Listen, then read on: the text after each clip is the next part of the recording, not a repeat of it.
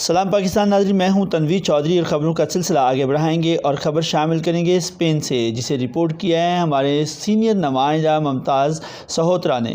Council general Barcelona Mirza Salman Babar Baig کی Spanish اور Catalan media کے نمائندوں سے ملاقات۔ اسپین اور پاکستان کے مابین باہمی تعلقات کی بہتری اور روابط کے حوالے سے بات چیت۔ بارسلونا میں پاکستان کونسل جنرل مرزا سلمان بابر بیگ نے اسپینش اور کاتالان بڑے میڈیا ہاؤسز کے نمائندوں سے ملاقات کی۔ ظہرانے میں یہ ملاقات 2 گھنٹے تک سے بھی زائد ٹائم کے لیے جاری رہی۔ ملاقات کے دوران متعدد امور پر تبادلہ خیال کیا گیا، جن میں اسپین میں پاکستانی کمیونٹی کو درپیش مسائل، دوہری شہریت، پاک اسپینش تعلقات، بھارت کے قبضے میں مقبوضہ جموں و کشمیر کی صورتحال اور پاکستان میں افغان مہاجرین بھی شامل تھے۔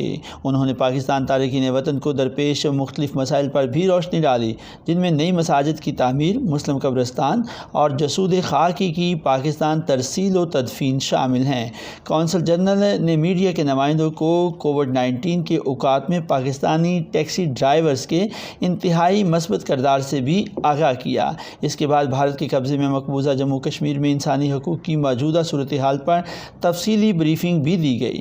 اس موقع پر ایک ڈاکومنٹری بھی دکھائی گئی۔ ملاقات کے دوران اسپین سے پاکستان میں سیاحت کے فروغ کے امکانات بھی زیر بحث لائے گئے۔ اس تناظر میں کونسل جنرل پاکستان کے لیے اسپینش ٹریول ایڈوائزری پر بھی نظر ثانی کی اہمیت پر زور دیا گیا۔ 1 گھنٹہ طویل سوال و جواب کے سیشن میں میڈیا والوں نے دیگر مسائل کے علاوہ پاکستان میں آنے والے افغان مہاجرین کے مسئلے کے بارے میں بھی پوچھا۔ مزید خبروں اور اپڈیٹس کے لیے دیکھتے رہیے پاک ایڈم ٹی وی۔